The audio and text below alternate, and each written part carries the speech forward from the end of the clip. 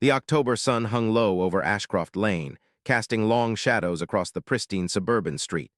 Jason Mitchell stood in his garage, methodically organizing vintage tools, his collection, his passion, his therapy. Each wrench, each level, each perfectly preserved socket set represented hours of searching online auctions, estate sales, and dusty antique shops. At 42, divorced and childless by circumstance rather than choice, these tools were his pride. The garage itself was his sanctuary. Climate-controlled, immaculate, with pegboard walls painted deep navy and labeled compartments. His workbench gleamed under LED strips that he'd installed himself. A 1967 Mustang occupied the far bay, half restored, waiting for the day when he'd finally finish what he'd started 7 years ago. Jason was in his element, holding up a 1940s Craftsman hammer to the light, admiring the weight distribution when he heard the sound. Laughter, children's laughter. He turned toward the open garage door. 3 kids, 2 boys and a girl, none older than 14, were walking past his property line down the sidewalk. One of them pointed at his Mustang. "Dude, that car is sick," the taller boy said. Jason smiled to himself. He liked kids, or at least the idea of them. He'd always thought he'd have some by now. He set down the hammer and walked to the garage door. "Thanks," he called out. "She'll be finished next year, I hope." The kids stopped. The girl, who looked to be about 12, stepped closer, her eyes wide with genuine interest. "You're building it yourself?" she asked. "Restoring it," Jason corrected gently. "That's different. The hard part is already done. Now it's just bringing her back to life." The taller boy grinned. "That's cool, man." They stood there for a moment, an awkward but pleasant pause. Then an adult voice shattered the moment. "Children, get away from there." A woman in her mid-40s emerged from the house directly across the street. She had blonde hair pulled into a severe ponytail, wore athleisure that probably cost more than Jason's monthly mortgage, and her expression could have turned milk to yogurt. She speed-walked toward the kids with the determination of a woman used to getting her way. "I apologize," the woman said, not to Jason, but toward her children as if addressing a court. "They should not be bothering you." Jason raised his hands, genuinely unbothered. "They're not bothering me, we were just—" "Children should respect property boundaries," the woman interrupted. She turned to the 3 kids. "Get inside now." The kids obeyed with the reflexive speed of those accustomed to immediate compliance, but not before the girl turned back and gave Jason a small wave. He waved back. The woman, whose nameplate he would later learn read Karen Hendricks, didn't acknowledge Jason's presence further. She simply collected her children like scattered belongings and ushered them across the street and into a mansion of glass and stone that was far too modern for the neighborhood's established character. Jason watched them go, shrugged, and returned to his tools. He thought nothing of it. That was his first mistake. 3 days later, Jason was at work. He managed logistics for a pharmaceutical distribution company, a decent job with decent pay, but nothing that set his soul on fire. He sat in a cubicle on the 8th floor of a downtown office building, processing supply chain data, when his phone buzzed with a notification from his home security system. Motion detected in garage, 4:17 p.m. His heart rate elevated slightly. Jason had been broken into once 8 years ago. They'd taken his television, his laptop, and his peace of mind. He'd upgraded security since then, but the anxiety never fully went away. He pulled up the live feed on his phone. The garage camera showed a figure moving between the shelves. Youngish, wearing dark clothes. For a moment, panic flooded his system. Actual robbery, actual loss, until the figure turned slightly and Jason recognized the taller boy from days before. "What the hell?" The kid was examining the tools with the intensity of a museum-goer, not a thief. He picked up a socket wrench, looked at it like it was made of gold, set it back down with almost reverential care, and moved on. Jason left work immediately, drove home with the kind of focused intensity usually reserved for emergency rooms. His hands gripped the steering wheel so tightly his knuckles went white. When he arrived, the boy was gone. Jason parked in the driveway, killed the engine, and sat in the car for a full minute, trying to calm his racing thoughts. Then he got out and walked into his garage. Everything was still there. Nothing appeared disturbed or missing. The boy had come in, the side door had a broken lock he'd been meaning to fix, and he'd looked, but he hadn't taken anything. Jason stood in the center of his garage, surrounded by his careful collection, and felt something shift in his chest. The violation wasn't financial. It was intimate. Someone had been in his space, his sanctuary. He fixed the lock that night. He also installed a second camera. 2 weeks passed without incident. Jason began to convince himself that it had been a one-time thing, adolescent curiosity, a dare, nothing sinister. The boy had looked but not touched. No harm done. But his vigilance remained. He checked the security feeds obsessively, sometimes multiple times a day, especially after work. This was how he caught the second incident. It was a Saturday morning just after 8 a.m. A different angle but same garage. This time it was the girl and one of the boys, the shorter one. They moved with careful deliberation, obviously trying to be quiet. The girl was pointing at something on the far shelf while the boy appeared to be taking photographs with his phone. Jason's stomach twisted. Photographing inventory, what for? He grabbed his keys and practically jogged across the street. He didn't run, didn't want to come across as threatening, but his pace was determined. When he opened his garage door, the kids jumped like startled deer. The girl's face flushed immediately, a deep crimson that spread from her neck to her hairline. "Hey," Jason said, keeping his voice level and unthreatening. "What's going on?" "We were just," the boy started. "Looking at the car," the girl finished quickly, too quickly. "With your camera phone," Jason said. It wasn't a question. The children exchanged a glance. Some silent communication passed between them. The girl spoke again. "My brother collects vintage tools. He wanted to see what you have. He's working on a project and—" She was lying, and they both knew it, but at least she was trying. Jason was about to respond when another voice cut across the garage. "I would appreciate it if you would stop harassing my children." Karen Hendricks stood at the edge of his driveway, her arms crossed, her expression carefully constructed into something between offense and righteousness. She wore tennis whites and carried a designer water bottle. "Your children are in my garage," Jason said, surprised by how calm he sounded given the adrenaline coursing through his veins. "Without permission." "They were interested in your vehicle," Karen said, and there was something almost condescending in her tone, as if she found his concern to be an overreaction to a minor transgression. "Children are naturally curious. I'm sure you remember what that's like." "There's a difference between curiosity and breaking into someone's garage," Jason said. Karen's face hardened. They did not break anything. The door was open. The door was closed and locked. "Well," Karen said, stepping closer, and now there was an edge of something nasty in her voice. "If you have something worth stealing, perhaps you shouldn't leave it so accessible, and perhaps you shouldn't speak to my children in such an accusatory manner. They came to see your car, Jason. That's all. There's no need to make it into something it's not." The casualness with which she said his name, she'd never actually introduced herself, never heard him introduce himself, sent a chill down his spine. "I'd prefer that they stay out of my garage," he said carefully. "I don't mind if they look at the car from the street, but inside is my private space." Karen smiled. It was not a warm smile. "Of course, how unreasonable of me to expect that children in the neighborhood might be interested in things. Come along, you three." She gestured to her children, and they scrambled toward her with the desperation of prisoners offered parole. As they walked back across the street, the girl glanced back at Jason, and he saw something in her eyes that he would think about many times in the days to come. Not rebellion, exactly. Something more like sadness or regret. That night, Jason reinforced the entire perimeter of his garage. New lock on the side door, better cameras with cloud backup. He considered installing a motion sensor alarm, but decided against it. Too much. Too obvious. He was still telling himself that this would resolve itself. He was wrong. The third incident happened on a Wednesday evening. Jason had stayed late at work for a quarterly meeting that could have easily been an email. He didn't get home until nearly 9 p.m., tired and irritable. He pulled into his driveway, grabbed his briefcase from the back seat, and was halfway to his front door when he noticed something. The garage door was open. Not wide open, just a crack, enough to create a wedge of shadow, enough to make his blood pressure spike.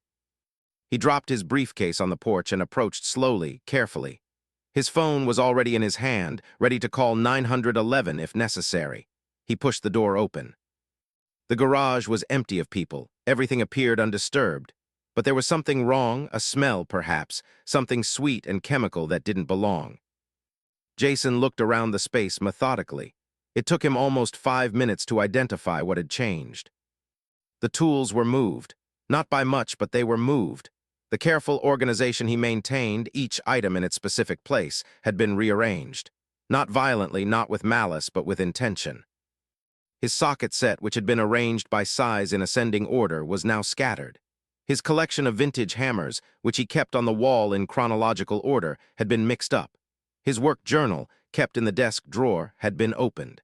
The pages where he'd recorded measurements for the Mustang restoration had been photographed.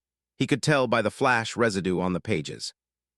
Jason sat down on his workbench and put his head in his hands. This wasn't random curiosity anymore. This was something else, something organized. He checked the security footage immediately, pulling it up on his phone with shaking hands. The timestamp showed 3:47 p.m. hours ago while he was still at work. The footage showed all 3 of KARENS' children, plus someone he didn't recognize. A teenage boy older than the others, maybe 17 or 18. He moved through the garage with purpose, photographing specific items, taking measurements, making notes in a small notebook. The girl appeared reluctant, hanging back near the door. The younger boy was engaged, pointing at things, laughing at something the teenager said. But it was the older teenager who was clearly in charge. And whatever he was doing, it wasn't a casual interest in tools. Jason watched the footage 3 times, trying to understand what he was seeing. The older boy picked up Jason's vintage socket set, the one he'd bought for $1,200 at an estate sale in Connecticut. He photographed it from multiple angles. He examined the maker's marks. He tested the weight. Then he set it down gently and moved on. Jason made a decision. He called the non-emergency police line. The officer who took his report was polite but dismissive. No theft had occurred, no property damage. The trespassing would require a formal notice, and even then, without aggressive action or destruction, prosecution was unlikely. The officer suggested installing better locks and possibly a visible alarm system sign. Deterrence, the officer said, is often more effective than consequences. Jason thanked him and hung up. He spent the next 3 hours upgrading his security system. Motion sensors, a louder alarm, security cameras with better resolution, and a new lock on the side door, commercial grade, the kind you'd find on a jewelry store. Then he sat at his workbench, in his perfectly organized garage, surrounded by his carefully curated collection, and he waited. He didn't have to wait long. The 4th incident happened the very next night. This time, the alarm triggered. Jason was upstairs in bed when the shriek of the motion sensor cut through the darkness. He was out of bed in under 2 seconds, adrenaline flooding his system. He grabbed his phone and pulled up the live feed. 4 figures in his garage, the 3 Hendricks children and the older boy. The alarm had sent them into a panic. The girl was backing toward the door, and even the older boy looked shaken. Jason didn't think. He grabbed a baseball bat from his closet, not because he intended violence, but because he needed something, needed to feel less vulnerable, and he ran downstairs. He burst through the garage door with the bat raised, and the effect was immediate and catastrophic. The older teenager held up his hands. "Whoa, man, we're leaving." "Get out," Jason said, and his voice didn't sound like his own. "Get out of my garage, now." The children scrambled toward the open garage door. The girl was crying. The younger boy looked terrified. Even the older teenager, who'd been so confident and composed in the security footage, moved with desperate speed. But the other boy, the medium one, the one who'd been most interested in the tools, paused at the threshold. "We were just looking," he said. "Get out," Jason said. The boy left. Jason stood in his garage, breathing hard, bat still raised, listening to the sound of feet pounding on pavement as the kids ran across the street toward their home. A moment later, a door slammed in the Hendricks house. Jason set down the bat and looked around his garage.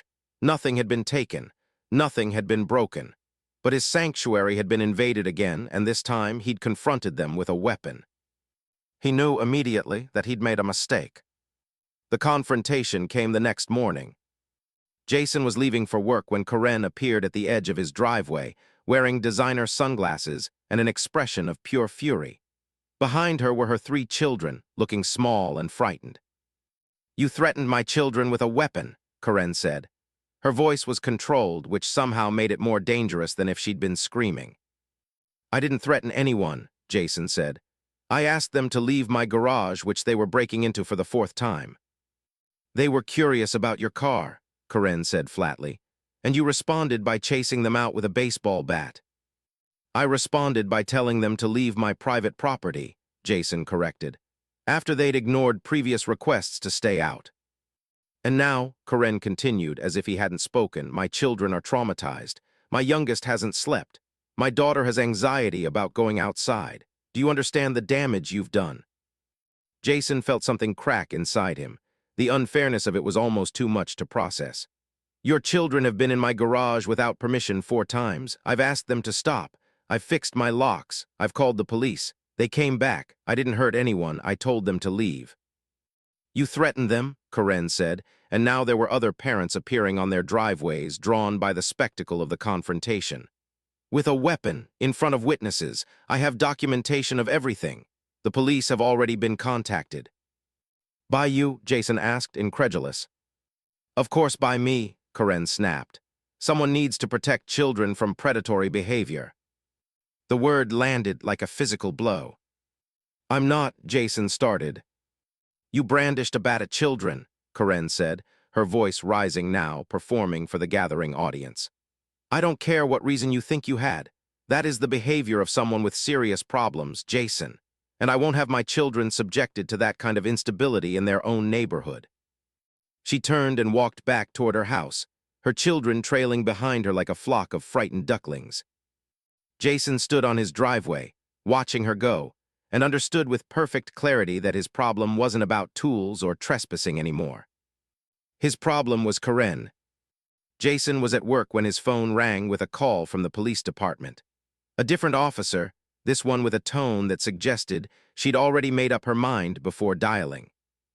"Mr. Mitchell, this is Officer Sarah Chen with the police department.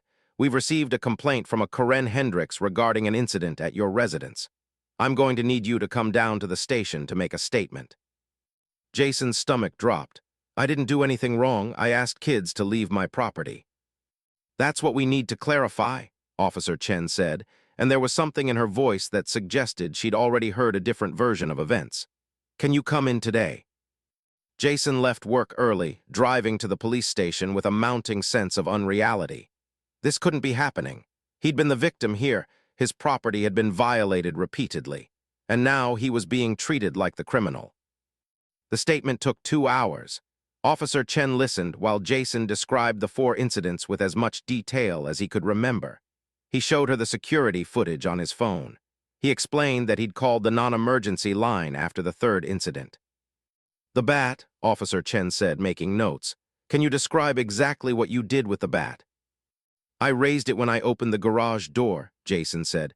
"It wasn't a threat. It was just I was startled. I grabbed it from my closet. I didn't swing it. I didn't aim it at anyone." "But you raised it," Officer Chen repeated. "That could be interpreted as threatening. Or it could be interpreted as someone defending their home after being repeatedly broken into," Jason said, and he heard the frustration in his own voice. Officer Chen set down her pen. "Look, Mr. Mitchell, I understand you're upset, but the complaint alleges that you used a weapon to intimidate minors. That's something we have to take seriously." "They were trespassing," Jason said. "I asked them to leave, that's all I did." "According to the Hendricks family," Officer Chen said, consulting her notes, "you came out of your house wielding a bat and chased the children off your property while screaming at them. Mrs. Hendricks has indicated that she feels unsafe allowing her children outside." Jason's hands clenched into fists. "That's not what happened." "But it's what she reported," Officer Chen said. She wasn't unkind, but she wasn't sympathetic either. "The bottom line is this. You had prior conversations with Mrs. Hendricks about the children's behavior. You knew they were coming onto your property. And then you confronted them with a weapon. Even if you didn't use it, even if you didn't physically harm anyone, the act of brandishing it in front of minors is problematic." "I asked them to leave," Jason repeated, and he heard how defensive he sounded. "You asked them to leave while holding a bat," Officer Chen said. She leaned back in her chair. "I'm going to be honest with you, Mr. Mitchell. I've dealt with a lot of these neighborhood disputes. Most of them involve reasonable people on both sides having a miscommunication. But Mrs. Hendricks is, Officer Chen paused, choosing her words carefully. She's made several police reports in the past year, all complaints about neighbors, all claims of threatening behavior or unsafe conditions. She's very thorough. What? So she's known for lying to police? Jason asked. I didn't say that, Officer Chen said firmly. I said she's thorough, she documents everything, and she's not shy about escalating situations. Officer Chen slid a form across the desk. This is a notice. It states that you are aware of the Hendricks children's interest in your property and that you are to take all reasonable measures to prevent their access. If there are further incidents, you could face charges for child endangerment or threatening minors. I'd suggest you reinforce your security further and consider if there's any way to make your property less of an attraction to neighborhood kids. Jason read the form in disbelief. How is it child endangerment to tell kids to leave my garage? It's not, Officer Chen said. But the context, raising a weapon, the screaming, the way the kids described feeling scared, that's what creates the issue. You understand? Jason understood. He understood perfectly. He'd been outmaneuvered. That evening, Jason sat at his kitchen table with his laptop open, researching Karen Hendricks. What he found was astonishing. Karen Hendricks had filed 14 police complaints in the past 3 years. 14, against various neighbors. A complaint that a neighbor's landscaper had damaged her property line, disputed by the landscaper. A claim that another neighbor's dog had threatened her children. The dog had been on a leash in its own yard. A noise complaint about a family's outdoor party that had occurred on a Saturday afternoon. She'd also posted extensively on neighborhood Facebook groups. Jason found a community page called Ashcroft Lane Watch where Karen was a moderator. She'd created posts warning about suspicious individuals in the neighborhood, posts that, upon closer reading, were about perfectly normal people going about their days. A delivery driver who came multiple times a week. A teenager who sometimes cut through yards as a shortcut. A woman who jogged early in the morning. One post, made 6 months ago, described a neighbor as a potential threat to community safety because he'd been working on his vehicle late at night. The posts were meticulously written, grammatically perfect, structured like legal documents, and each one crafted in such a way that the reader would feel a creeping sense of threat and wrongdoing, even when the actual incidents described were mundane. Jason read for 3 hours, watching a portrait of Karen Hendricks emerge from the digital record. She was intelligent, articulate, obsessive, and she had a gift for making normal situations sound sinister. He was still reading when his phone rang. It was his best friend, Marcus, who worked in criminal law. Jason, what the hell is going on? Marcus said without preamble. I just got a call from a lawyer. Karen Hendricks' lawyer, actually. She's threatening to file a civil suit against you for emotional distress and threatening behavior toward her children. They're asking for a formal apology and compensation for, I quote, psychological trauma to the minor children involved. Jason's vision blurred. That's insane. That's what I said, Marcus replied. But listen, this is serious. Civil suits are different from criminal cases. The burden of proof is much lower, and honestly, from what she's claiming, she might have enough to at least get it to trial, which means you'd need a lawyer, which means legal fees, which means this gets very expensive very quickly. I didn't do anything wrong, Jason said, and he heard the desperation in his own voice. I believe you, Marcus said, and he sounded like he meant it. But what you did or didn't do isn't necessarily what matters in civil court. What matters is whether a judge thinks you were wrong to brandish a weapon in front of minors. And that's harder to defend than you might think. They talked for another 20 minutes. Marcus advised him to get a lawyer of his own, to document everything, and to have absolutely no contact with Karen or her children going forward. No contact at all, Marcus emphasized. If she tries to engage you, don't respond, don't even acknowledge her. Let your lawyer do the talking. After they hung up, Jason sat in the dark of his kitchen for a long time. He thought about his tools, carefully organized in his garage. He thought about his Mustang, waiting patiently for him to finish restoring her. He thought about his house, which he'd bought 8 years ago expecting to raise a family in it, a dream that had died somewhere along the way. And now even that wasn't safe. Even his sanctuary was being invaded, not just physically, but legally and socially. Karen had transformed him from a victim into a villain in the eyes of his neighborhood. He'd gone from the guy with the cool car to the guy with the bat. He'd done that himself, he realized. He'd made the choice to grab the bat. He'd made the choice to confront them aggressively. And Karen had been waiting for exactly that kind of mistake. The lawyer's letters started arriving the following week. Karen's civil suit was filed with impressive speed. The complaint alleged reckless endangerment of minors, intentional infliction of emotional distress, and threatening and intimidating behavior. It asked for $20,000 in compensation. $20,000 for telling kids to leave his garage. Jason's lawyer, a woman named Patricia Chen, reviewed the filing with him in her downtown office. "It's aggressive," Patricia said, "but not as aggressive as it could be. The good news is that you didn't actually hurt anyone. The bad news is that civil courts don't require proof beyond a reasonable doubt. They require a preponderance of evidence. Essentially, did you probably do what she's claiming?" "I probably told them to leave," Jason said, "because they were trespassing." "Right," Patricia said, "but did you probably threaten them with a weapon? That's less clear-cut.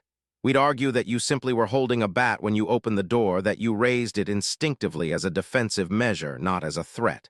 But she'll argue that it was intimidation, that you intended to scare them." "I didn't," Jason said. "I believe you," Patricia said, and she also sounded like she meant it. "But we'll need to prove it, or at least create enough doubt that a jury wouldn't side with her." "How much is this going to cost?" Jason asked. Patricia smiled sympathetically. 20 to 30,000 to litigate. That's assuming it doesn't go to trial. If it goes to trial, double or triple that. Jason felt something inside him shrivel. "I could just settle." "You could," Patricia agreed. "Pay her the 20 grand, make it go away, but that also sets a precedent. It tells her that this strategy works, and then she'll do it to someone else." Jason left her office with his head spinning, and his future feeling decidedly uncertain. Over the next 2 weeks, the situation metastasized. KARENS sent a letter to the Homeowners Association, demanding that Jason's house be cited for unsafe conditions related to his unsecured garage and workshop. The HOA replied that they'd investigate, but that weapons in a garage were common and not a violation of any covenant. Then Karen posted on the neighborhood Facebook page a long, detailed account of the incident, written in such a way that anyone reading it would believe she was describing a violent predator rather than a man holding a baseball bat in his own garage. The post went viral within the neighborhood Facebook ecosystem. Comments poured in, ranging from sympathetic to outright hostile. One comment, posted by someone named David Reeves, simply said, "This is why we need to watch out for single men in our neighborhoods. Stay vigilant." Jason read that comment 3 times, unable to process the casual sexism and implicit accusation layered within the words. His boss called him into his office. "Jason, I've had a complaint," she said carefully. "From a parent in the neighborhood. They're concerned about your character. They said you brandished a weapon at children."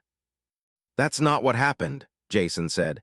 He explained the actual situation, but even as he spoke, he could see his boss's expression shifting. Not from sympathetic to angry, but from neutral to uncertain. The seed of doubt had been planted. "I'm sure there's been a misunderstanding," his boss said, in the kind of tone usually reserved for people delivering bad news. "But I wanted you to be aware. If there are any more complaints, we might need to have a more serious conversation about your position here." Jason understood the subtext. You might lose your job. He went home that evening and sat in his garage, surrounded by his tools, and felt like the walls were closing in. The breakthrough came from an unexpected direction. Marcus called him on a Thursday evening, and Jason could hear excitement in his friend's voice.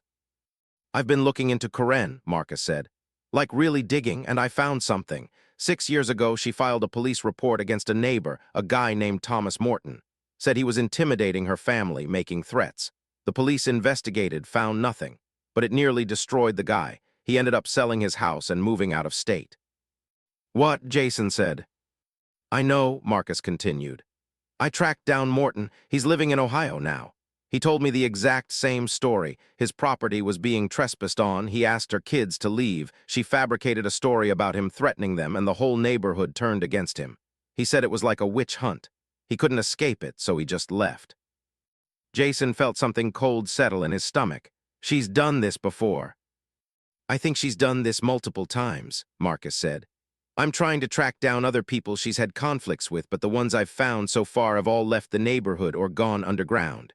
There's one guy, though, a woman named Leslie Park, who's still in the area and is willing to talk. I've got her number if you want to call her. Jason called Leslie Park that night. Leslie was a retired teacher, soft-spoken and careful in how she talked about Karen, but the story was remarkably similar to Jason's. It was 3 years ago, Leslie said. My husband and I were renovating our front landscaping. We had construction equipment on the street. Karen complained to the HOA. Then she complained to the city about noise violations. She posted on the neighborhood page that we were creating an unsafe construction zone. Eventually, people started treating us like pariahs. Someone threw a rock through our window. We kept the renovations up, but after that, the neighborhood just turned cold. We're still here, but we don't talk to anyone. We just stay in our house. Did you ever have a direct confrontation with her? Jason asked. No, Leslie said. That's the thing. We just tried to ignore her, tried to let it blow over, but that didn't work either. There's no winning with someone like her. After the call, Jason sat in the dark of his living room and understood something fundamental about his situation. He could not win. Not really, not against Karen. She had already poisoned the well. He was already the villain of the neighborhood narrative. Any action he took would be interpreted through that lens. Anything he said would be dismissed or misunderstood. The only way to win would be to leave. But he didn't want to leave. He loved his house. He loved his garage. He'd done nothing wrong. The thought that consumed him as he sat in the dark was this: what if she was trying to force him to leave? What if this was all deliberate? What if she'd been testing the boundaries, waiting for him to react exactly as he had, knowing that his reaction would validate her narrative? What if the real theft wasn't of objects, but of his sense of safety in his own home? Jason didn't know this at first. All he knew was that his doorbell rang on a Saturday morning, and when he opened the door, a small figure in a hoodie stood on his porch, looking like she might bolt at any second. It was Emma. She was alone. Hi, she said quietly. I need to talk to you, but we can't let my mom know. Jason's first instinct was to close the door. Marcus had told him no contact. His lawyer had told him no contact. Every rational part of his brain was screaming that talking to Karen's child was a catastrophically bad idea. But he looked at Emma's face, pale, anxious, with dark circles under her eyes that spoke of troubled sleep, and something in him overrode the warnings. Okay, he said carefully, but we should talk where neighbors can see us. Front porch, okay? So there's no question about what we're doing. Emma nodded, relieved. They sat on his front porch steps in full view of the neighborhood, and Emma began to talk. It wasn't supposed to happen like this, she said, picking at the loose thread on her hoodie. We were just supposed to look at your stuff. My mom asked us to. She said she wanted to know what dangerous things you had, and she was worried about safety. Jason's skin prickled. What do you mean she asked you to? She said we should go into your garage and take pictures and video of anything dangerous. She said tools could be used as weapons, and she was concerned about the neighborhood. So we did it. At first, it was like a game. We'd sneak into your garage, take pictures, and tell her what we saw. Your mom asked you to trespass on my property, Jason said slowly. Yes, Emma said. She wouldn't make eye contact. But then it changed. The older boy, my cousin Marcus, he started being involved, and Mom started asking us to look for specific things, expensive things. She made lists. She wanted to know where everything was, how much it cost if it was insured. A chill ran down Jason's spine. Why would she want to know that? Emma finally looked at him, and there was shame and fear in her eyes. I don't know exactly, but I heard her on the phone with someone, I think she was trying to figure out if your stuff was worth stealing. Jason felt the world tilt slightly. What? I'm sorry, Emma said, and now there were tears streaming down her face. I didn't want to do this. I told her it was wrong, but she said I was being ridiculous and that you were dangerous and that it was important for the family. She said you were a bad person and we couldn't trust you. Why are you telling me this? Jason asked. Because, Emma said, wiping at her tears with an angry gesture, my brother Marcus came home 3 days ago and he had all this money, like thousands of dollars, and he was bragging about a job he did, and I heard him talking to Mom, and he said the tools sold for more than he expected. And I realized what she'd done. She'd sent us to scout your house so her nephew could steal from you. The ground seemed to shift beneath Jason. Everything suddenly reorganized itself in his mind. The careful photographing of inventory, the measurements, the questions hidden behind casual browsing. It had never been about the tools themselves. It had been about the value. "Did your mom know he was going to steal from me?" Jason asked. Emma didn't answer, but she didn't have to. "Emma, I need you to go home," Jason said, his mind racing through the implications. "And I need you to keep this conversation secret, okay? I know that's hard, but—" "I can't keep it secret," Emma interrupted. "That's why I came here. I've been thinking about this for 3 days, and I can't. I can't just pretend it didn't happen. My mom sent us to help steal from you, and then she made you the bad guy so you'd look guilty and nobody would believe you even if you found out." "Why didn't your brothers come with you?" Jason asked. "Because they don't care," Emma said bitterly. "Marcus Jr. got paid so he doesn't care that it was wrong, and Tommy just does what Mom says, but I thought about it and I realized what she did was awful, to you and to us. She made us thieves, and then she made you the criminal." After Emma left, after Jason convinced her to go back home and assured her that he would handle this appropriately, he immediately called his lawyer. Patricia listened to the entire story without interrupting. When Jason finished, she was quiet for a moment. "This is good news and bad news," she said finally. "The good news is that you now have a witness who can testify that your original understanding was correct. The children were trespassing on KARENS instructions, and there was a criminal element involved. The bad news is that this witness is a child, and her mother is going to do everything in her power to discredit her and make her recant." "Can I use this?" Jason asked. "In the civil suit?" "We can subpoena Emma," Patricia said. "We can have her testify, but Jason, you need to understand what that means. You'll be forcing a 13-year-old girl to publicly testify against her own mother. The court of public opinion will likely see you as the villain, not the hero." "But it's the truth," Jason said. "Truth is complicated," Patricia replied. "I'm not saying we shouldn't do this. I'm saying you need to understand the costs." The next step was the criminal investigation. Jason contacted Officer Chen and reported the apparent theft. This time, with Emma's statement as a starting point, the police took the matter seriously. They obtained a warrant and searched both Jason's property and the Hendricks residence.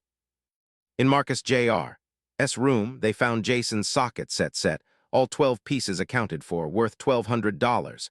They also found 3 other complete vintage tool sets that matched descriptions from other homes in the neighborhood. They found a notebook containing detailed inventories of expensive items in various homes, including one list marked Mitchell Garage, with items highlighted and prices annotated. It took another week for the police to confirm what had been stolen from other homes: a stereo speaker from 2 houses down, a power tool from another neighbor, a set of antique serving dishes from a home 4 blocks away. $8,000 in stolen goods, all traced to Marcus Jr., and through his phone records and statements, connected to Karen Hendricks. Karen was arrested on charges of conspiracy to commit theft and contributing to the delinquency of a minor. Marcus Jr., as a juvenile, went through the juvenile justice system. He was sentenced to probation, community service, and restitution. The other 2 children were not charged, but they were referred to family services for investigation. The civil suit was dropped immediately. Karen's lawyer withdrew the complaint without explanation, which was acknowledgement enough. Criminal conspiracy is difficult to defend against, and the implications for the family were significant. But what Jason hadn't anticipated was the social consequence. The neighborhood, which had turned against him so quickly and so completely, now turned against Karen with equal intensity. The same people who had avoided him at the grocery store, who had crossed the street to avoid making eye contact, who had written scathing comments on the Facebook page, now wanted to make things right. Neighbors came to his door apologizing. People invited him to block parties. His boss called him back into her office and apologized for the previous conversation, saying that she'd read the news and was glad the misunderstanding had been cleared up. The Facebook group erupted with posts about how Karen had lied to them, how she'd manipulated them, how she'd used their good intentions against an innocent man. Several people who'd been wronged by Karen in the past came forward. Thomas Morton, the neighbor who'd moved to Ohio, gave an interview to the local newspaper about his own experience. Karen Hendricks became a cautionary tale. The woman who'd cried wolf so many times, who'd manipulated the neighborhood's sense of community protection, who'd used her children as tools in a conspiracy to defraud her neighbors. But Jason found no joy in her downfall. 3 weeks after KARENS' arrest, Emma came to his door again. She looked even smaller than before, if that was possible. She was holding a box. "I wanted to give you this," she said quietly, "and I wanted to apologize." Inside the box were the items his property, items that had been evidence in the case but that the police had returned to him. Jason opened it and found his photographs, old family pictures that had been in his desk drawer, printed out and taken by Marcus Jr. during one of the scouting missions. "Why do you have these?" Jason asked. "Marcus Jr. took them," Emma said. "I don't know why, but I found them in his room and I thought you should have them back." Jason held the photographs, images of his parents, his grandfather, moments from his childhood that had absolutely no monetary value but infinite sentimental worth. He felt something break inside him. "Thank you," he said. "I'm sorry," Emma said, and she started to cry. "I'm sorry that my mom made you the bad guy. I'm sorry that she used us. I'm sorry that I helped her." Jason didn't know what to do. Every instinct told him that this was a trap, that Emma had been sent to manipulate him again. But looking at her face, at the genuine remorse and pain there, he couldn't believe it. "It's not your fault," he said carefully. "You did the right thing by telling the truth." "I had to choose," Emma said, wiping her tears angrily. "Between my mom and doing the right thing, and I chose the right thing, but that means I'm the one who put my mom in jail. My little brother won't even look at me. My dad is barely speaking. Everyone at school knows what happened, and I'm the one who did it, even though I was trying to do the right thing." Jason understood then the hidden cost of justice. It wasn't as simple as truth wins and liars lose. There were real people caught in between, people who had to live with the consequences of the truth. "You did the right thing," he said to Emma. "That doesn't mean it's going to feel good, but you did the right thing." After Emma left, Jason sat in his kitchen for a long time. He thought about his garage, his tools, his Mustang. He thought about the fact that none of it had actually been stolen, none of it had been damaged. The only thing that had been truly attacked was his sense of safety, his trust in his community, his belief that his private space was actually private. And he realized something important. He'd gotten that back now, but he would never fully trust it again. Karen Hendricks accepted a plea deal. She would serve 2 years in prison, followed by 5 years of probation. The charges for contributing to the delinquency of a minor were reduced in exchange for her cooperation with the prosecution regarding her nephew's activities. Jason attended the sentencing. He sat in the courtroom gallery, listening as the judge read the conditions of her sentence and felt nothing. Not satisfaction, not vindication, not even anger, just a strange hollowness, as if all the emotional investment he'd made in this situation had suddenly become worthless currency. Karen stood in the dock, wearing an orange jumpsuit, and she looked smaller than he'd ever seen her. Diminished. She didn't look at him, didn't acknowledge his presence in any way. But her daughter Emma was in the gallery, sitting with her father, a quiet man named Robert who looked like he'd aged 10 years in the span of 6 months. When Karen was led away, Emma didn't cry. She just stared straight ahead, as if looking into a future that didn't include her mother. The civil damages came later. As part of the settlement, Jason received monetary compensation from both Karen Hendricks, paid from a victim's fund and her insurance, and from Marcus Jr.'s estate. In total, it came to $15,000, enough to cover his legal fees and then some. He donated the remainder to a nonprofit that worked with children in at-risk situations. He also received apologies from neighbors. So many apologies. Casseroles appeared on his porch. People invited him to gatherings. The neighborhood somehow expected him to accept all of this magnanimity and move forward. Jason accepted the apologies because it would have been rude not to. But he found that forgiveness was not the same as trust, and acceptance was not the same as genuine community. The neighborhood had revealed something about itself in the crisis, and he couldn't unsee it. They had been so willing to believe the worst about him, so quick to ostracize, so eager to accept a narrative that made them feel like they were protecting their families. And they had done it all based on the testimony of one credible-sounding woman who presented her accusations with the confidence of someone who believed she was in the right. It made Jason wonder how many times, in how many neighborhoods, this exact dynamic played out. How many people's lives had been damaged by false accusations made by someone who genuinely believed they were acting in the interest of the community? 3 months into KARENS' prison sentence, Jason made a decision. He put his house on the market. It wasn't a decision he made lightly. He loved the house. He'd invested 8 years of his life in it. He had plans for it. But those plans had been made by a different version of Jason, a man who believed in the permanence of home, in the safety of community, in the basic goodness of his neighbors. That Jason was gone now. The real estate agent who listed the house was competent and professional. She got him a good price, better than he'd expected. The house sold within 6 weeks to a young family with 2 children. Jason watched the moving trucks arrive, watched the parents excitedly carrying boxes into the house he'd lived in for nearly a decade, and felt like he was watching the set of a play come to life after he'd exited the stage. He put his tools in climate-controlled storage. He didn't have a garage anymore, didn't have a space for them. The Mustang, half restored, went into an automotive storage facility where it would wait, indefinitely as far as Jason could tell. He rented an apartment downtown, something temporary and impersonal. It was clean and functional with no character, and that seemed appropriate. He didn't know where he was going next. He just knew it wasn't back to Ashcroft Lane. The encounter happened in the grocery store, 7 months after KARENS' arrest. Jason was buying groceries when he saw Robert Hendricks in the cereal aisle. For a moment, neither of them moved. Then Robert nodded, a small, almost apologetic gesture, and continued shopping. They made eye contact again at the checkout. This time, Robert approached. "How are you doing?" Robert asked. It was a simple question, but it carried weight. "I'm okay," Jason said, which wasn't entirely true, but it was easier than the full explanation. "I wanted to say," Robert paused, choosing his words carefully. "I wanted to say that I'm sorry for KAREN for all of it. I should have seen it. I should have recognized what she was doing." Jason softened slightly.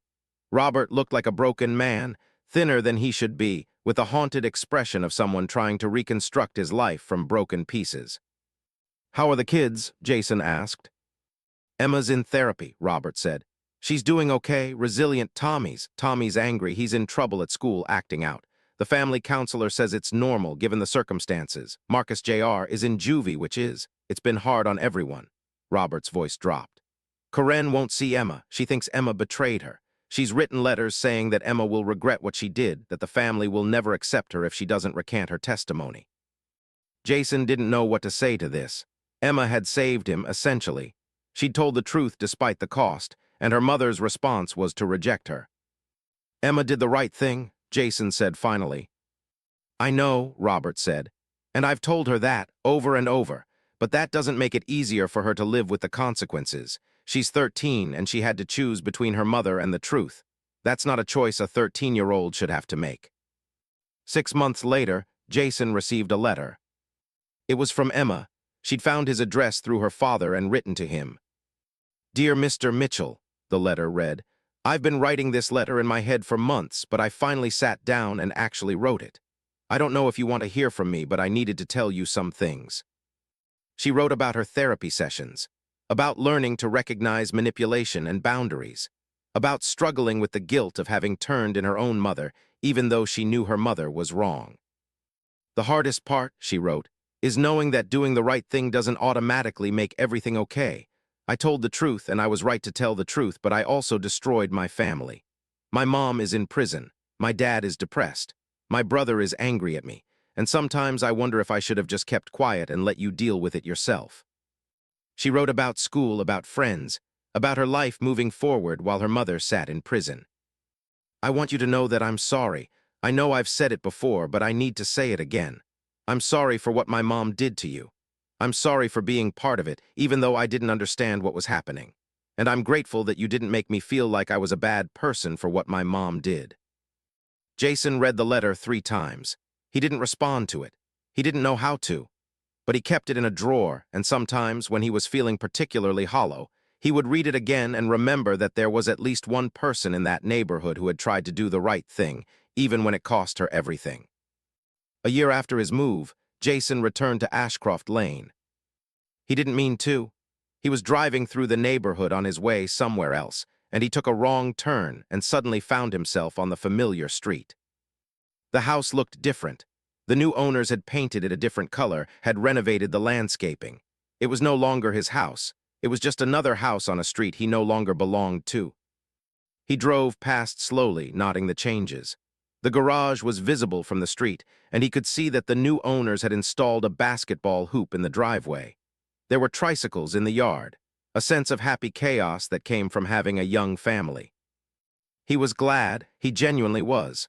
This house deserved to be full of the kind of joy he'd never been able to give it. He drove past KARENS' house, too. It looked empty. The windows were dark. He'd heard that Robert had filed for divorce and moved with Emma and Tommy to another state to start fresh. The house was empty and would probably remain on the market for a while, a cautionary tale carved out of glass and stone. Jason didn't feel satisfied by her downfall. He didn't feel like he'd won some cosmic battle. He just felt tired. The final piece of the puzzle came 2 years later. Jason was at work. He'd changed jobs after moving downtown, had decided to reinvent himself professionally as well as geographically, when he received a call from Officer Sarah Chen. "Mr. Mitchell, I wanted to inform you that Karen Hendricks has been released from prison. She's completing the remainder of her sentence on parole, but she's been moved to a facility in another state. I thought you should know." Jason thanked Officer Chen and hung up. He sat at his desk for a long time, processing the information. Karen was out. She was somewhere in the world, rebuilding her life, trying to move forward from her crimes and their consequences. He wondered if she'd learned anything. He wondered if she understood the damage she'd done, not just to him, but to her own children. He wondered if she felt any remorse or if she'd rewritten the narrative in her mind into something more palatable. But mostly, he didn't wonder. He didn't have the emotional energy to care about Karen Hendricks anymore. She was a chapter that had closed, and he'd moved on to different pages. On the anniversary of the day Emma had come to his door, Jason made a small decision. He contacted the automotive storage facility and had his Mustang delivered to a shop. Not to finish the restoration, he didn't have the passion for that anymore, but to complete it, to see through what he'd started, even if the journey had changed him fundamentally. The shop took 3 months to finish the work. Jason didn't check on it obsessively. He didn't visit. He just let them work, and when it was done, they delivered it to his apartment parking lot. The Mustang gleamed in the afternoon sun, restored to its original 1967 glory. It was beautiful. It was exactly what he'd imagined. And Jason felt almost nothing looking at it. He'd expected some moment of triumph, of satisfaction. Instead, he just felt like he was looking at a symbol of a life that belonged to a different person. He sold the Mustang the next week.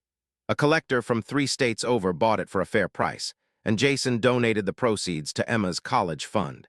It seemed like the right thing to do, to transform something beautiful that he could no longer enjoy into something useful for a young person who'd shown more courage than he ever had. He lived in a small house in a different suburb, somewhere no one knew his name, somewhere there was no neighborhood watch group, no Facebook community page, no collective memory of drama and accusations.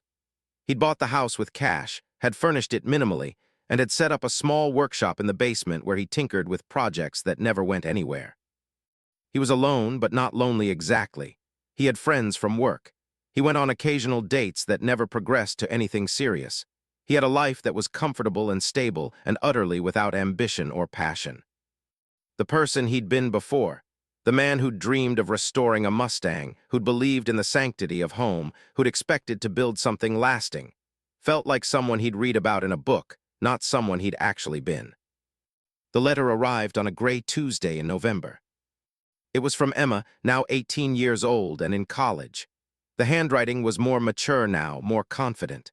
The letter was longer than her previous one, and it opened with a surprising piece of information.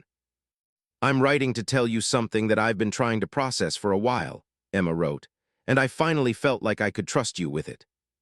Emma had been contacted by her mother. Karen Hendricks, recently released from parole and legally allowed to have contact with her daughter, had written to Emma multiple times. The letters started angry and accusatory, trying to convince Emma to recant her testimony, to go to the authorities and claim that she'd lied to the police. When that didn't work, the letters changed tone entirely. Karen began to apologize, extensively, She acknowledged what she'd done. She took responsibility for the conspiracy, for the theft, for manipulating her children into becoming accomplices, and she asked repeatedly for Emma's forgiveness.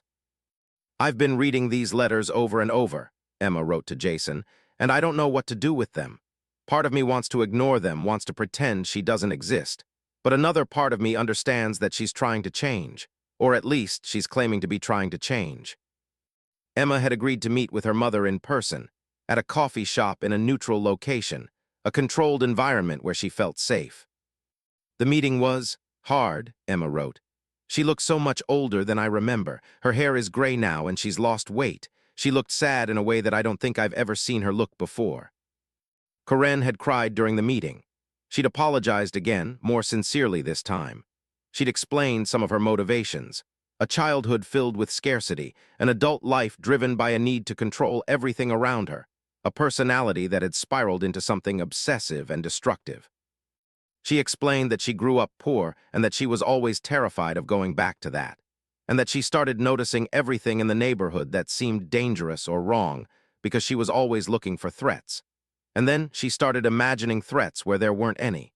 And then she started creating situations just to prove that her fears were justified. Karen had told Emma that she'd been diagnosed with anxiety disorder and obsessive-compulsive personality disorder while in prison. She was in therapy, taking medication, and trying to understand the woman she'd become and how to become someone different. "I don't know what to do with any of this," Emma wrote. "I'm angry at her. I'm glad she got punished. But I'm also beginning to understand that she's not a monster. She's just a person who got really, really broken and didn't know how to fix it, so she broke other people instead." Emma asked Jason what he thought she should do. Should she try to rebuild a relationship with her mother? Should she set firm boundaries? Should she write off Karen completely and try to move forward without her? Jason read the letter 3 times.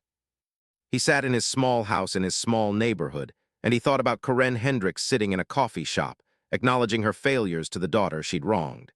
He thought about the woman he'd seen in the courthouse, diminished and led away in an orange jumpsuit. He thought about the version of Karen that existed only in his memory, the terrifying force that had nearly destroyed his life. And he realized that he didn't know what to tell Emma. He didn't know if Karen's apologies were genuine or manipulative. He didn't know if she was truly changing or if this was just another performance, another version of Karen adapting to circumstances. But he knew something else. His certainty that she was irredeemably evil had not made his life better. His anger toward her had not restored what he'd lost. His understanding of her as a villain had given him a nice narrative, but it hadn't healed anything. He wrote back to Emma. "Dear Emma," his response began, "thank you for telling me about your mother. I know that wasn't easy." He wrote about his own journey of moving forward, of learning to live with what had happened without letting it define him. He wrote about the fact that closure doesn't come from punishing people or from perfect justice, but from the gradual process of learning to carry the weight of what happened without letting it crush you. "I can't tell you whether to forgive your mother," he wrote, "because that's your decision to make and there's no right answer. But I can tell you that whether you forgive her or not, you'll be okay. You've already proven that you have more strength and integrity than most people find in a lifetime." He told her about the Mustang, about how he'd learned that finishing one chapter didn't automatically write the next one as beautifully as he'd hoped. He told her that life wasn't like a movie, that justice didn't always resolve things, and that the work of actually healing was harder and slower and more complicated than anyone wanted to acknowledge. "Whatever you decide about your mother, make sure you decide it for yourself, not for her or for anyone else. You've already been brave enough. You don't have to be brave again if you don't want to." 3 months later, Emma wrote again. She had decided to continue contact with her mother, but carefully. Limited visits, defined boundaries, and a willingness to walk away if Karen fell back into old patterns. "It's not perfect," Emma wrote, "but it's something. And maybe that's all we get, something that's not perfect but is real and honest."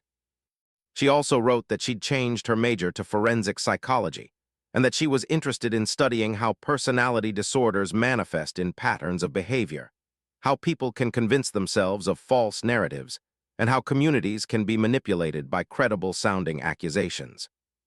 "I want to understand how people like my mom think," Emma wrote.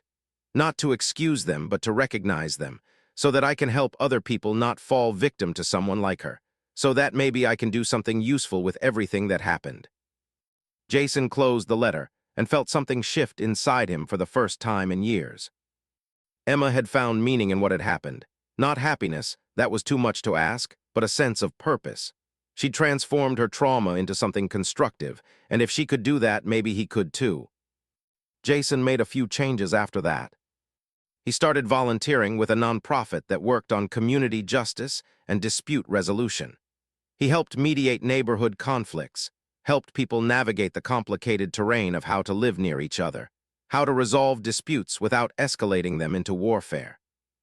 He eventually met with Officer Sarah Chen and discussed his experience, offered to work with the police department on training around how accusations can be weaponized, how to investigate claims carefully without immediately assuming guilt or innocence based on credibility or status. He became, in a quiet way, an advocate for the kind of nuance that society rarely offers. The idea that people can be both victims and wrongdoers, that justice is not the same as revenge, that understanding someone's damage doesn't excuse their actions, but it does allow for more sophisticated responses to those actions.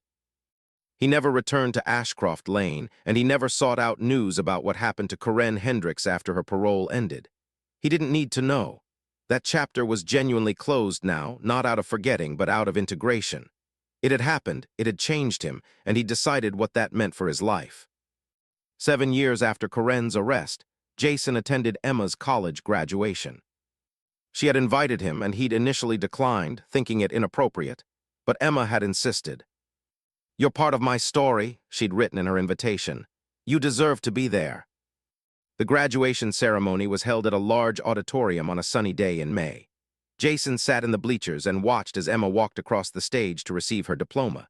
She was smiling, a genuine, confident smile. She'd survived her childhood, survived her mother's crimes, survived the entire ordeal that had defined the early part of her life. And now she was moving forward. After the ceremony, in the chaos of graduates and families and photographs, Emma found him. She hugged him, a real hug, not awkward or tentative, but genuine. "Thank you for coming," she said. "Congratulations," Jason said. "I'm really proud of you." "I'm proud of me too," Emma said. "I didn't think I would be, you know. I thought I'd spend my whole life feeling guilty about my mom, but I realized somewhere along the way that I can be sad about what happened and angry at what she did and also proud of how I handled it. All of those things can be true at the same time." "Yes," Jason said, and he meant it with his entire being. "They can." Emma's father appeared then, looking healthy and happy, with a new wife and a generally lighter energy than the broken man Jason had met in the grocery store. "Jason," Robert said warmly, shaking his hand, "I'm so glad you came." Emma's mother was not at the graduation. She had attempted to contact Emma in the weeks before, claiming that she had a family obligation and couldn't attend, but that she was proud of Emma and was rooting for her. Emma had accepted the excuse without bitterness and had moved forward without her. Some relationships, Emma had learned, could be honored without being prioritized. After the graduation, after the celebrations and goodbyes, Jason drove home alone. He thought about the past 7 years, about what he'd lost, about what he'd learned, about the fact that healing wasn't a destination but a process, and that sometimes the process took longer than anyone wanted to acknowledge. He thought about Karen Hendricks, somewhere in the world trying to rebuild. He thought about Emma, stepping into her future with hard-won wisdom. He thought about his neighbors on Ashcroft Lane, most of whom had probably moved on and forgotten the entire drama. And he thought about himself, about the man he'd been, the man he was now, and the man he might become. He had lost his sanctuary. He had lost his faith in community. He had lost the relationship he'd expected to have with the world.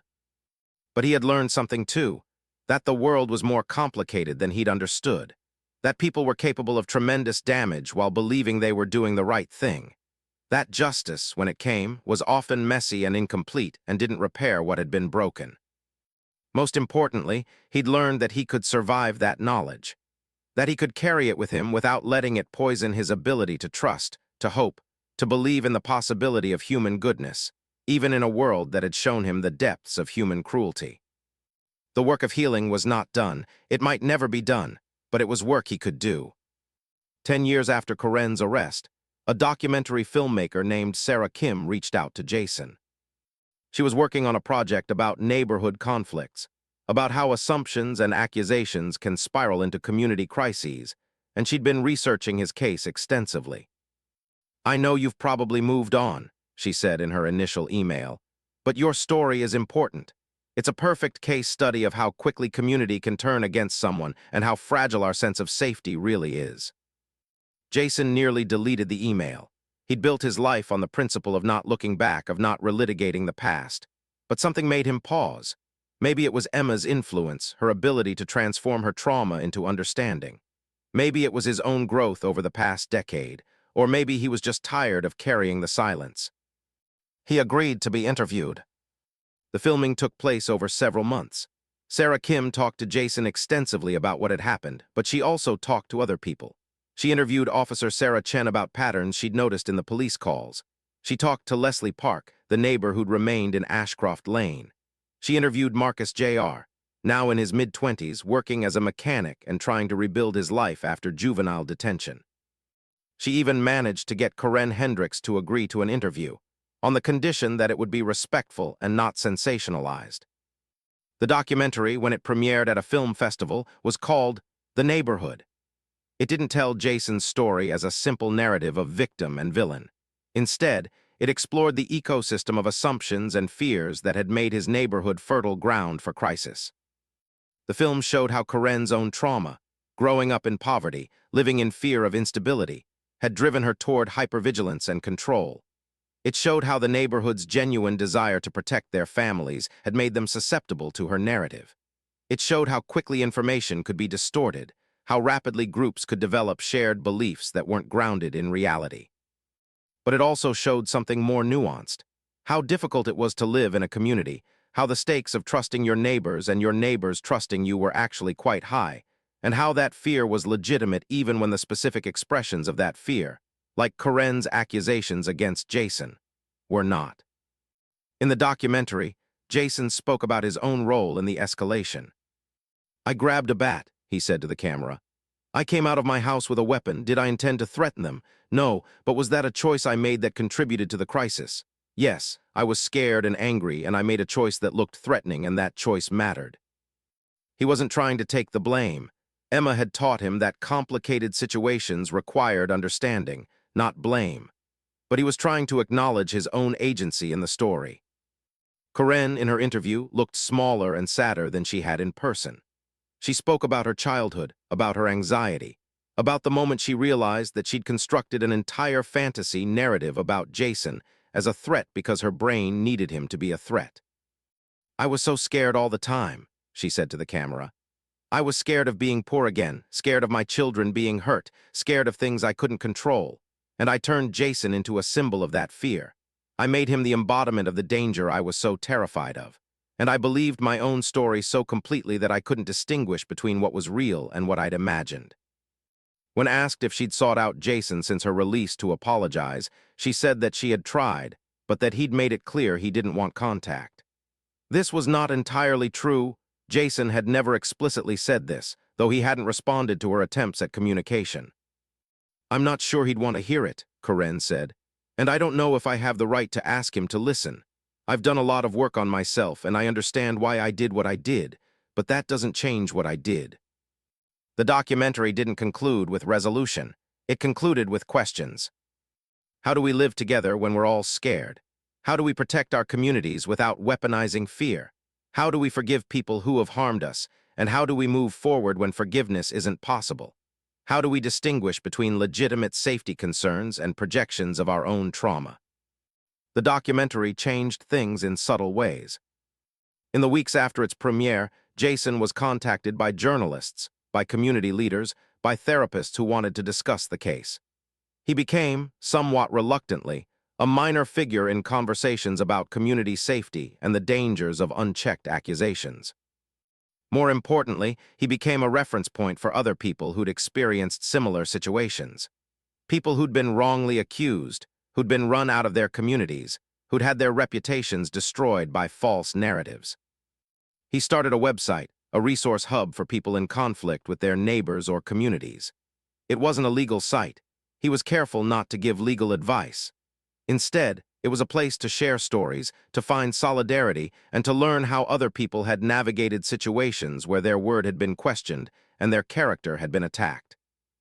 One of the first stories shared on the site was from Thomas Morton, the man who'd moved to Ohio after KARENS' first accusations. 32 years later, he was finally willing to talk publicly about what had happened. "I was destroyed by it," Thomas wrote. "I left my home, my career, my entire life. I never understood why she'd accused me. It seemed so random, so unfair. But I never knew about Jason Mitchell until after I left. Now I understand that I wasn't random. I wasn't even personally targeted. I was just another person who triggered her anxiety, and she created a narrative to justify her fear."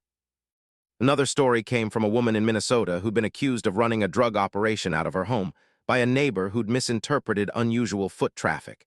It was actually a book club that met twice a week. The accusation had spiraled into a police investigation, had damaged her reputation, had caused her to lose her job.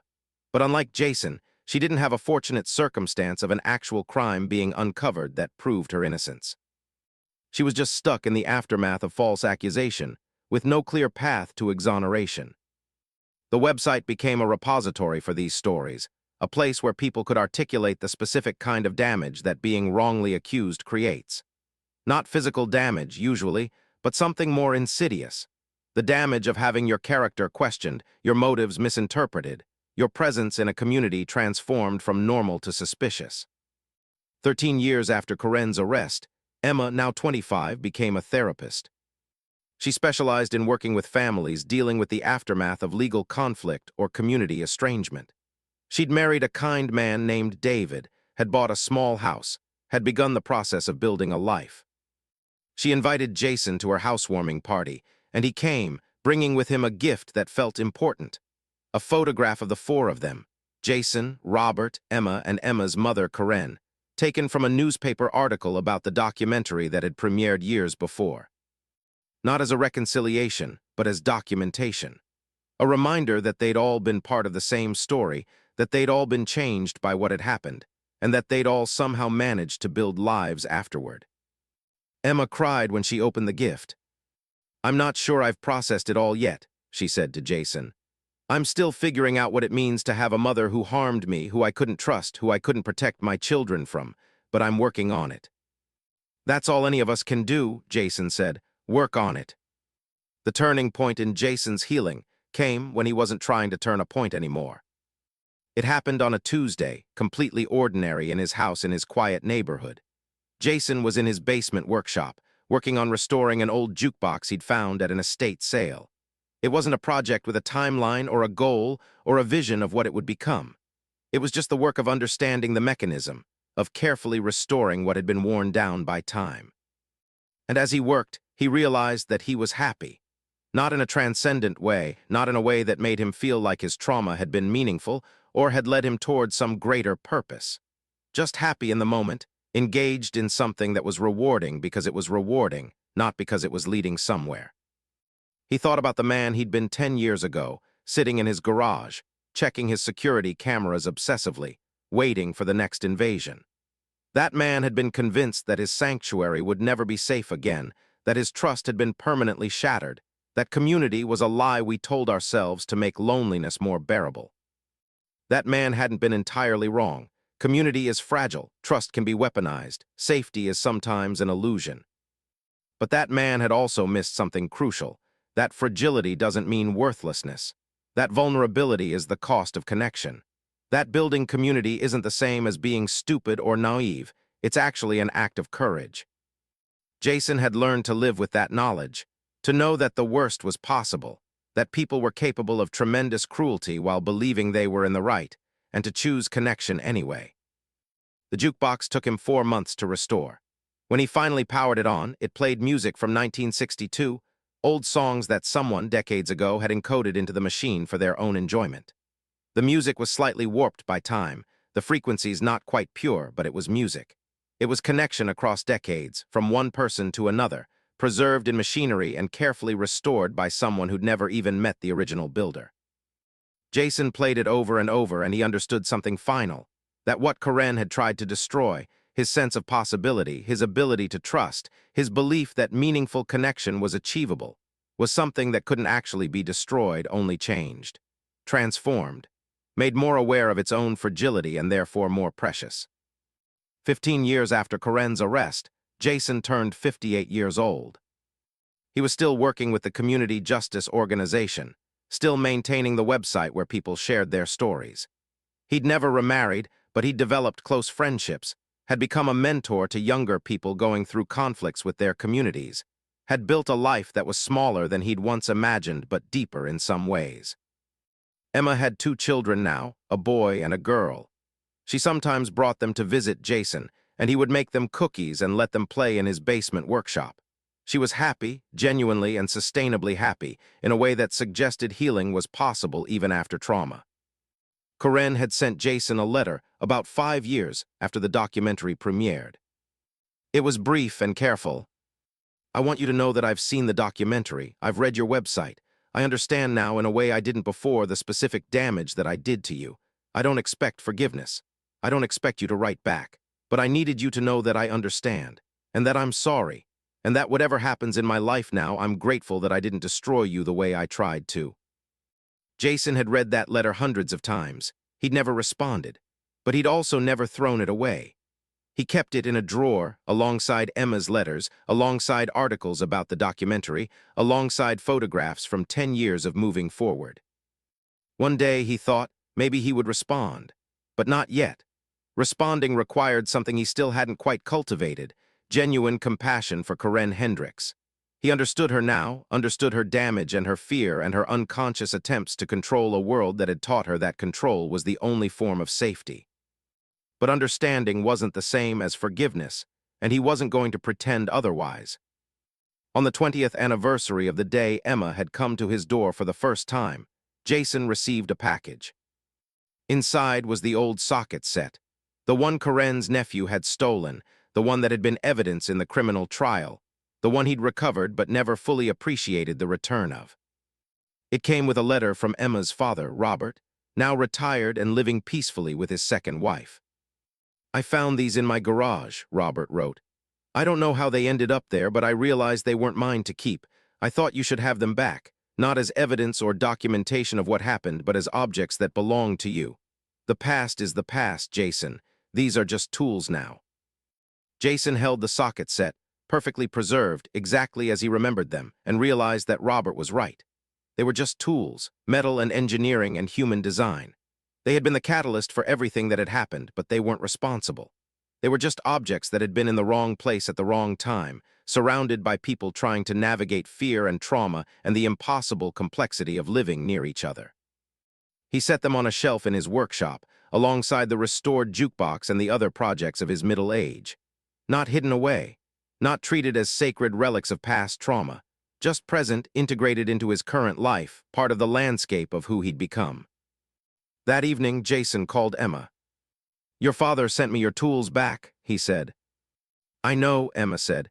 "He asked me if I thought it was a good idea. I told him yes. Those tools don't belong in the past anymore, Jason. They belong to your present." "How do you know all the right things to say?" Jason asked. "Because I learned from the best example I could have," Emma said. "I watched you rebuild your life after someone tried to destroy it. So I learned to rebuild my life after someone I loved tried to destroy it. You taught me that by just doing the work." After they hung up, Jason sat in his workshop, surrounded by the objects of his careful restoration and patient reconstruction, and he felt what he could only describe as peace. Not the absence of sadness or anger or regret, but the presence of acceptance, of what had happened, of what he'd become as a result, of the fact that his life had been changed irrevocably, and that he'd managed to make that change into something that mattered. He thought about KARENS, somewhere in the world, still carrying the weight of her own damage and her own guilt. He thought about Emma, building a family of her own and trying to break cycles of fear and control. He thought about all the people on his website, all the people who'd been damaged by accusations and assumptions and the fragility of community. And he thought about the fact that none of them had gotten the fairy tale ending. No one had been perfectly exonerated. No one had found complete justice. No one had been able to erase what had happened. But somehow, they'd all managed to build lives anyway. Lives that were real and honest and complicated and worthwhile. Lives that acknowledged damage without being defined by it. Lives that understood that healing wasn't about returning to what you'd been before, but about incorporating what had happened and moving forward into something new.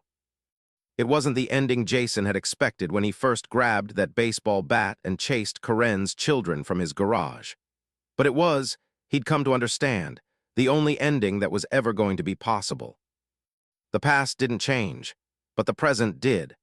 And if you paid attention, if you did the work, if you were willing to be broken open and to rebuild yourself from the fragments, the future became something that could sustain you.